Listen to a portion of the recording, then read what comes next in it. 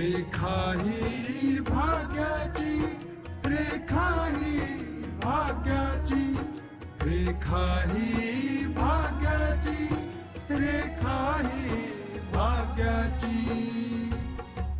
आत्तापर्यंत आपण पाहिलं आशा आणि पल्लवीने ही गोष्ट नक्की केलेली आहे की त्या डॉक्टर भास्करचं बिंग फोडल्याशिवाय राहणार नाहीत.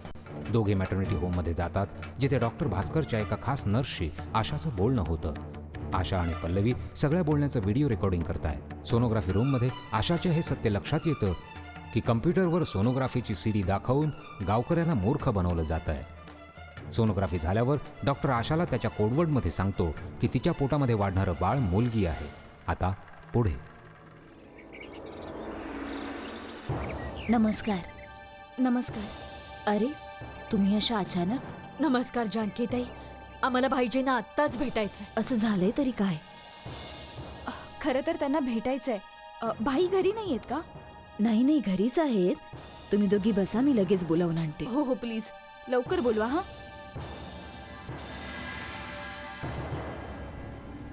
नमस्कार भाईजी. नमस्कार. नमस्कार. हे बघा, आम्हाला तुमच्याशी खूप महत्वाचं बोलायचं होतं, म्हणून आम्हाला यावं लागलं. हो बोला. ते भाई भाई भाई मॅटर्निटी जवळ मीडियावाल्यांची गर्दी झाली आहे. का बरं? काय माहित काय झालं ते.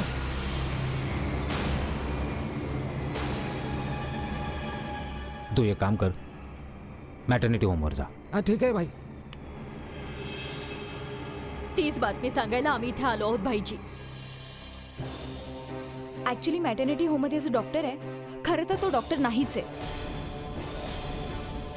हो, तिथे कोणतीही सोनोग्राफी नाही होत. अहो, तिथे तर फक्त एक कॉम्प्युटर ठेवलेला आहे ज्यात एक सीडी चालू असते. असं? आणि ती सीडी दाखवून लोकांना मूर्ख बनवून तो लोकांकडून हजारो रुपये उकळतोय. तिथे कोणतंही भ्रूण परीक्षण नाही होते. काय? हो भाईजी, कुणाची सोनोग्राफी होतच नाही तिथे. नर्स आणि डॉक्टर पैसे उकळण्यासाठी खोटं बोलतात की गर्भात वाढणारं बाळ मुलगा नाही मुलगी आहे, म्हणजे तो बाळाला मारण्यासाठी पैशांचा सौदा करू शकेल. हो तेच तर आम्ही सांगतोय. भ्रूण परीक्षणाचे 10,000 आणि मुलीची हत्या करण्यासाठी 10,000 असं त्यांनी आपलं रेड कार्ड बनवून ठेवलंय. याला माफी नाही मिळू शकत. नाही. तुमच्याकडं काही पुरावा आहे ज्याच्या आधारे त्याच्या विरुद्ध कायदेशीर कारवाई करता येईल? हो, आमच्याकडे सर्व पुरावे आहेत.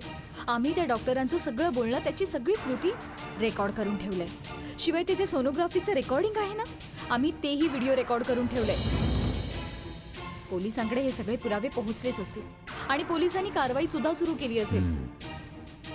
मी आताच एसपीला फोन लावतो.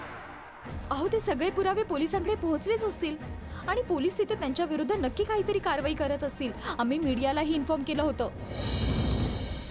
आता या गोष्टीचा पूर्णपणे खुलासा होईल. तुम्हाला माहितीये तो रिपोर्टर सुंदर वर्मा, तोही याच गोष्टीचा तपास करत होता आणि याच कारणामुळे त्याचा जीवही गेला. अरे बाप रे बाप. मला तुम्हा दोघींच्या धैर्याचं कौतुक वाटतं बघा. तुम्ही दोघींनी ते करून दाखवलंय जे मी आजपर्यंत नाही करू शकलो. त्या डॉक्टरला तर कायदा नंतर शिक्षा देईल. माझं मन तर हे सांगतंय की त्या डॉक्टरला गावकऱ्यांच्या ताब्यात द्यायला पाहिजे, म्हणजे गावकरी स्वतः आपल्या हाताने त्याला शिक्षा देतील. नाही नाही, कायदा हातात घ्यायची परवानगी तर कोणालाच नाही.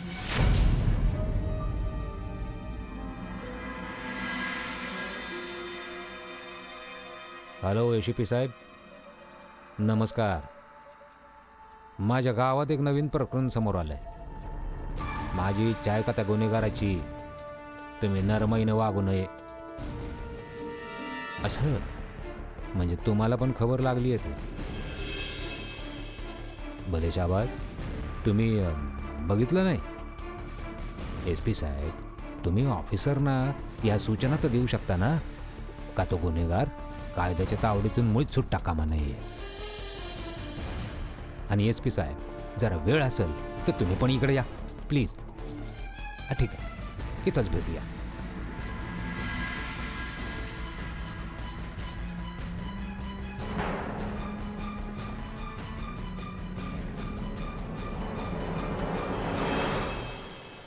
या इन्स्पेक्टर, हेच आहे ते हॉस्पिटल. हा आहे तो नराधम जो निष्पाप मुलांच्या मृत्यूला जबाबदार आहे. हवालदार,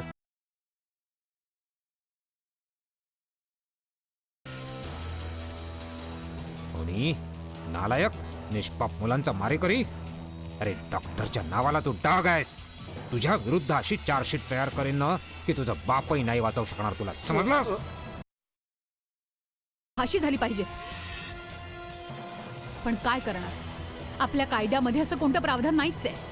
पण सुटका मात्र तुझी होणारच नाही. येऊन चला याला, चला.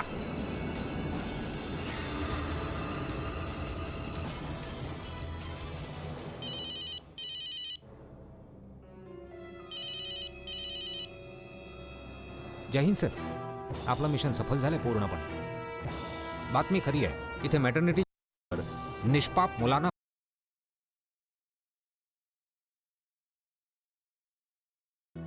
हो सर, ठीक आहे सर.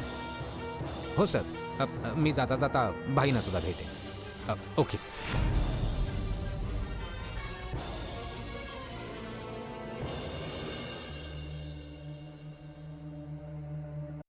भाई भाई भाई भाई, हॉस्पिटलमधून खबर आली आहे का पोलिसांनी छापा टाकून सगळं काही ताब्यामध्ये घेतलंय आणि डॉक्टरला पण जेरबंद केलेलं आहे.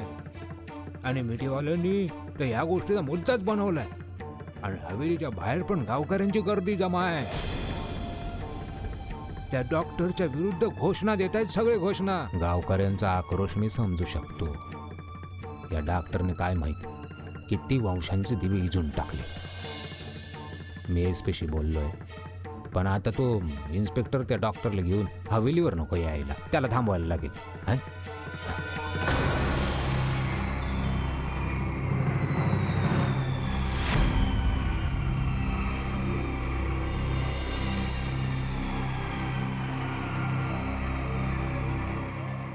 मला माफ करा भाईजी, मला माफ करा, मला माफ करा.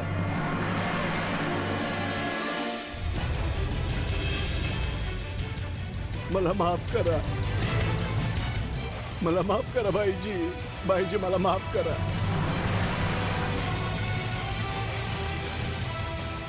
मला माफ करा भाईजी.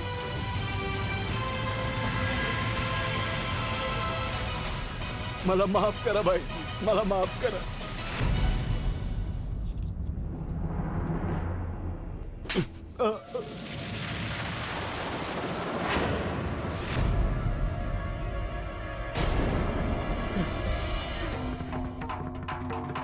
तू फक्त मला एकट्यालाच नाही फसवलंस, या पूर्ण गावाला फसवलंस तू. एक डॉक्टर तर परमेश्वराचं रूप असतो, जीवन देतो जीवन. आणि तू जीवन हिरावून घेण्याचा धंदा करतोस होय. ते डॉक्टर असून लाज वाटली पाहिजे तुला. शे.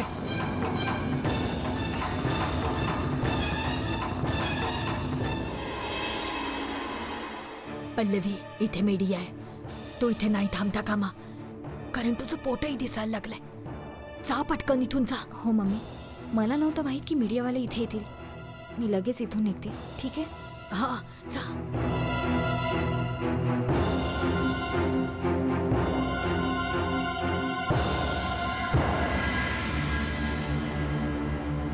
खरंच तुला या गोष्टीची जाणीव आहे की तू किती वंशांचे दिवे विझवलेस? पोटात वाढणारं बाळ मुलगी आहे हे सांगून किती निष्पापांच्या हत्या केल्यास तू? जाणीव आहे तुला? ज्या लोकांना मुलगी व्हायला नको होती ते लोक आपल्या मुलाच्याच मृत्यूला जबाबदार ठरले. काय माहित किती मुलांना, किती मुलींना पोटातच मारून टाकलंस. या लोकांना आता लक्षात येईल की भ्रूण परीक्षण करणं किती मोठा अपराध आहे.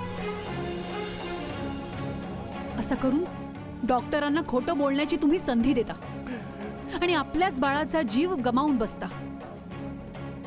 अखेर कधी बदलणार आपला हिंदुस्थान? कधी आपण दुसऱ्यांकडून आपला वापर करून घेणं थांबवणार आहोत? इन्स्पेक्टर, हा काय बी झालं तरी वाचता कामा नाही.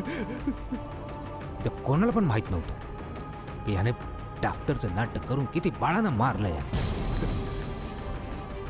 याला तर फाशीची शिक्षा झाली पाहिजे, फाशीची. हो नक्कीच, याच्या विरुद्ध अशी कारवाई करेन मी की फाशीच्या दोरापासून ह्याला कोणीही वाचवू शकणार नाही. हे तुमचं गाव आहे आणि तुमच्या गावात असा धंदा सुरू आहे हे तुम्हाला समजलंही नाही. मला कोण सांगणार? हा डॉक्टर बनून गावकऱ्यांना मूर्ख बनवत राहिला आणि गावकरी पैसे देऊन आपल्या मुलांची हत्या करत आले. हेच सत्य आहे. मग मला कोण सांगणार? मी तर फक्त एवढंच म्हणेन का अशा लोकांना मुळीच दया दाखवता कामा नये, मुळीच नाही. मॅम, तुम्हाला हे सगळं कसं कळलं की या हॉस्पिटलमध्ये हे सगळं सुरू आहे? मॅटर्निटी होमच्या नावावर अबॉर्शन सेंटर चालवलं जात आहे. चुकीच्या पद्धतीने भ्रूण परीक्षण केलं जात आहे. जेव्हा पहिल्यांदा मी त्या क्लिनिकमध्ये गेले तेव्हाच मला संशय आला होता की हा डॉक्टर जो ट्रीटमेंट करतोय तो खरं तर डॉक्टर नाहीच आहे मुळे. आणि गावातल्या लोकांना डिग्री ओळखता येत नाही. आणि मग मला हे कळलं की 2 वर्षांपूर्वी छापा टाकला होता. सोनोग्राफी मशीन सील, तरीही बेकायदेशीर रीतीने इथे सोनोग्राफी म्हणजे भ्रूण परीक्षण चालू आहे. आणि सर्वांना हेच सांगितलं जात आहे की पोटात वाढणारं बाळ मुलगी आहे आणि मग तिला मारण्याचा सौदा केला जातोय. म्हणजे गावकऱ्यांना पूर्णपणे मूर्ख बनवलं जात होतं.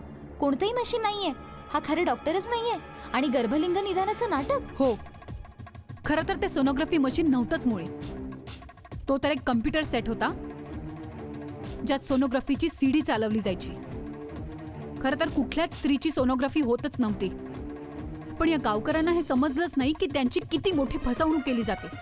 आणि शिवाय क्लिनिकमध्ये आधी हे बघितलं जात होतं की मुलगाच हवा असलेले लोक कोण आहेत आणि मग पोटात वाढणारी मुलगी आहे हे सांगून तिला मारण्याचा सौदा केला जायचा.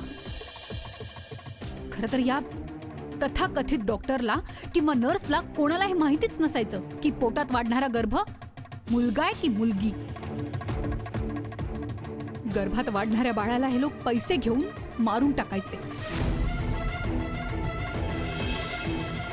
अरे तो बघा डॉक्टर, चला स्वयं जाऊन येतली आणि मारून टाकू, मारून टाकू. अजिबात सोडायचा नाही त्याला. चला रे, चला डॉक्टर, चला सज्जीचा नाही सोडायचा. चला रे, चला धरा त्याला. जर याला गावकऱ्यांच्या हवाली केलं ना तर गावकरी याला दगडानं ठेचून ठेचून संपवून टाकतील. यानं गुन्हाच तसा केला. होय, न्यायालय याच्या गुन्ह्याची शिक्षा याला नक्की देईल. घेऊन जा याला. ठीक आहे.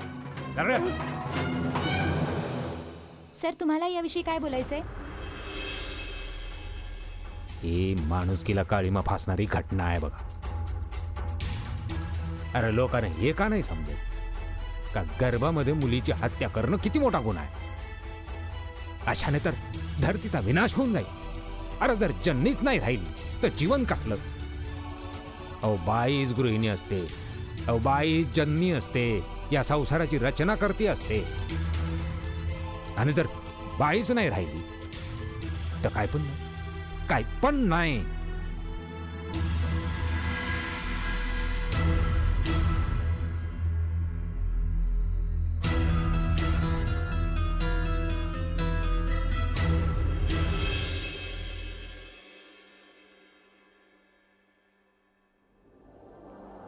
यावेळची मोठी खबर, हो यावेळची सगळ्यात मोठी खबर गाव वाजिदपूर इथून येते.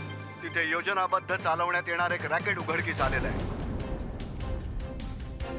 असं रॅकेट जिथे निष्पाप बाळांना गर्भातच मारून टाकलं जायचं, नर्सिंग होमच्या नावावर अशाची खेळ खेळला जायचा. आणि हे उघडकीला आणलंय मुंबईच्या सुप्रसिद्ध क्रिमिनल लॉयर मिसेस आशा विजय अरोरा यांनी. ज्या सेठ या नावाने ओळखल्या जायच्या. गायत्री, गायत्री, काय बाबा? हे बघ.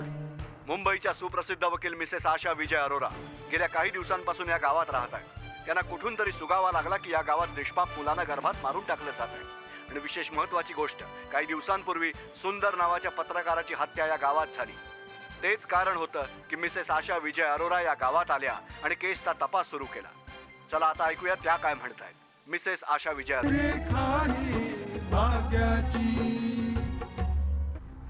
जेव्हा पहिल्यांदा मी त्या क्लिनिकमध्ये गेले तेव्हाच मला संशय आला होता की हा डॉक्टर जो ट्रीटमेंट करतोय तो खरं तर डॉक्टर नाहीच आहे मुळी. आणि गावातल्या लोकांना डिग्री ओळखता येत नाही. आणि मग मला हे कळलं की 2 वर्षांपूर्वी याच क्लिनिकमध्ये पोलिसांनी छापा टाकला होता. सोनोग्राफी मशीन सील केलेलं होतं. तरीही बेकायदेशीर रीतीने इथे सोनोग्राफी म्हणजे भ्रूण परीक्षण चालू आहे. मिसेस आशा विजय अरोरा यांच्याकडून ज्यात सोनोग्राफीची सीडी चालवली जायची. खरं तर कुठल्याच स्त्रीची सोनोग्राफी होतच नव्हती.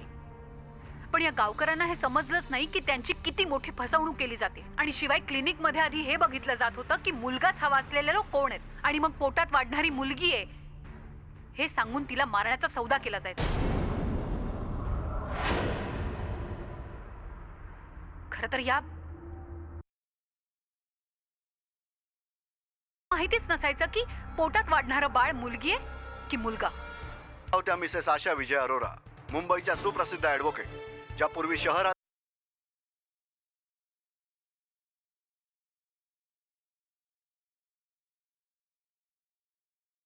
आणि स्टाफ मेंबरला अटक केलेली आहे. मिसेस आशाच्या या कर्तृत्वाचा संपूर्ण गावाला अभिमान आहे. पूर्ण गाव त्यांचं अभिनंदन करत आहे. एवढंच नाही तर गावातले सगळ्यात मोठे समजले जाणारे भाईजींनी देखील त्यांचं अभिनंदन.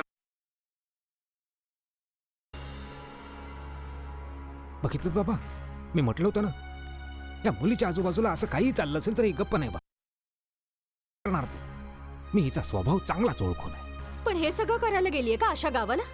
सत्यासाठी लढणं, अन्यायाच्या विरुद्ध लढणं ही चांगली गोष्ट आहे. पण तिथे जाऊन तिला हे सगळं करायची काय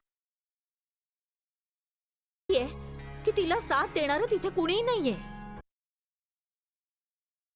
मी तर हा विचार करून हैराण झालोय की ज्या गोष्टीसाठी मी निश्चिंत होतो की सुहासिनी आशा आणि पल्लवीला अशा ठिकाणी घेऊन गेले ज्या बाबतीत कोणालाच माहित नाही, आता ते सगळ्या दुनियेला कळलंय. आणि त्याला सुद्धा समजलं असेल जो त्यांचा बदला घेण्यासाठी टपलेला आहे. तुम्ही गोविंद विषयी बोलताय बाबा? हो बेटा, मी त्याच्याविषयीच बोलतोय. आशा हे कसं काय विसरली की दुनियेसमोर येऊन ती स्वतःसाठी अडचणी निर्माण करते. तुम्ही बरोबर बोलताय बाबा, ही गोष्ट काळजी करण्यासारखीच तर. पण मला एक गोष्ट समजत नाहीये. आपण आशाला वारंवार समजावलं होतं की तिथे कुणाशीही काहीही संबंध ठेवू नकोस, ना कुणाशी मैत्री कर ना कुणाशी वैर. पण या मुलीला काही समजतच नाहीये. ती कोणाचं ऐकते का कधी? जे मनाने एकदा घेतलं बस करून टाकते. आशा तर आशा, पल्लवी आता तिच्यासारखीच आहे. अरे तिने आशाला थांबवण्याचा काही प्रयत्नही केला नसेल.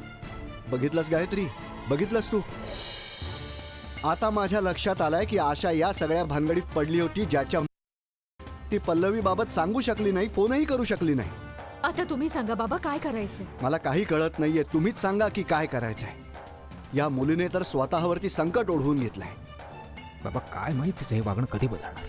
तुम्ही तिला फोन करा आणि तिला विचारा की तिने पुढचा काय विचार केलाय ते. विचार करायचंय बाबा. मी तर माना इथे बोलवून घ्या.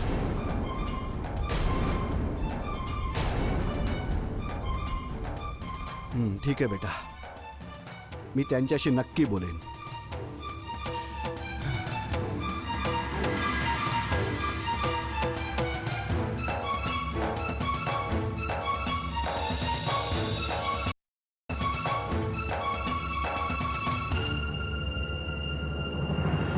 रेखा ही भाग्याची.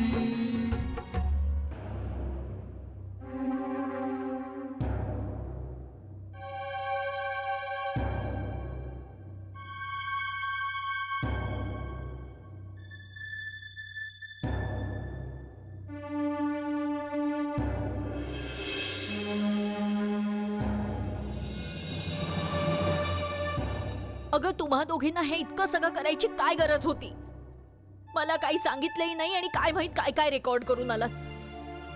जर त्या डॉक्टरचं बिंग फोडायचंच होतं तर भाईजींची मदत घेऊन हे केलं जाऊ शकत होतं.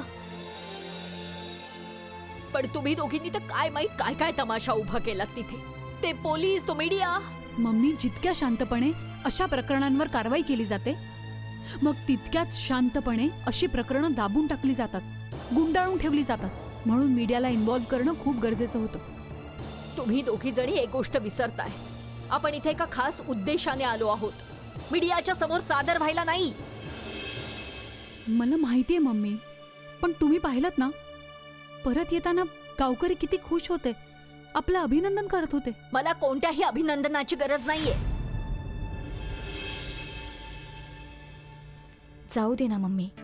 या गोष्टीचा खुलासा जर आज आपण केला नसता तर काय माहित किती मुलं मारली गेली असती. हो मम्मी, अशीच मॅटर्निटी होम्स, अशीच हॉस्पिटल्स देशाच्या इतर भागातही चालवली जातात. अजून लोकांना मूर्ख बनवून त्यांच्याकडून भरपूर पैसे उकळले जात असतील.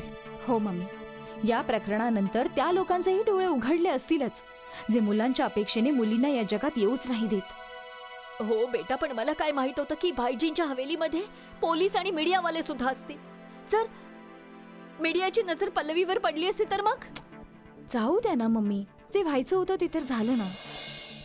तुला समजत नाहीये बाया.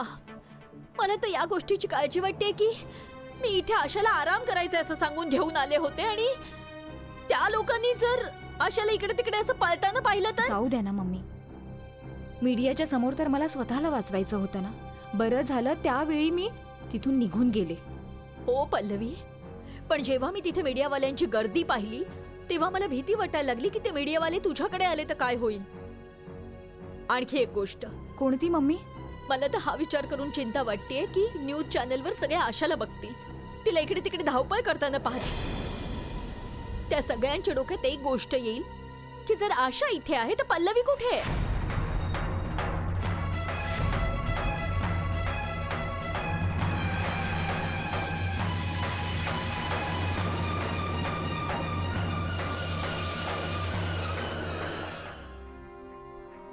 हे बघितलं पप्पा, हेच दाखवण्यासाठी मी तुम्हाला फोन केला होता की तिथे जाऊनही आशा शांतपणे नाही बसलीये. ही बातमी प्रत्येक चॅनलवर दाखवली जाते आणि ती वारंवार रिपीटही केली जाते. हा बघा, आशाचा इंटरव्ह्यू. खरं तर ते सोनोग्राफी मशीन नव्हतंच मुळे. तो तर एक कम्प्युटर सेट होता ज्यात सोनोग्राफीची सीडी चालवली जायची. खरं तर कुठल्याच स्त्रीची सोनोग्राफी होतच नव्हती. पण या गावकऱ्यांना हे समजलंच नाही की त्यांची किती मोठी फसवणूक केली जाते. आणि शिवाय क्लिनिकमध्ये आधी हे बघितलं जात होतं की मुलगाच हवा असलेले लोक कोण आहेत आणि मग पोटात वाढणारी मुलगी आहे हे सांगून तिला मारण्याचा सौदा केला जायचा. भले कोणताही बहाणा करावा लागू दे किंवा काहीही कारण सांगावं लागू तू दे. मान्य कर किंवा नको करू साशा, पण या इन्सिडेंट्स नंतर आपल्यासाठीही प्रॉब्लेम वाढलेत. शिवाय मला तर असं वाटतंय की या इन्सिडेंट्स नंतर अचानक कोणी शहरातून येईल की काय. तुम्ही जोवर पल्लवी आणि आशाला भेटणार नाही ना, तुम्हाला चैन पडणारच नाही. मी तर म्हणतेय ना कोणाला काही सांगण्याची गरज आहे ना काही विचारण्याची. तुम्ही फक्त तिथे जाऊन पोहोचा.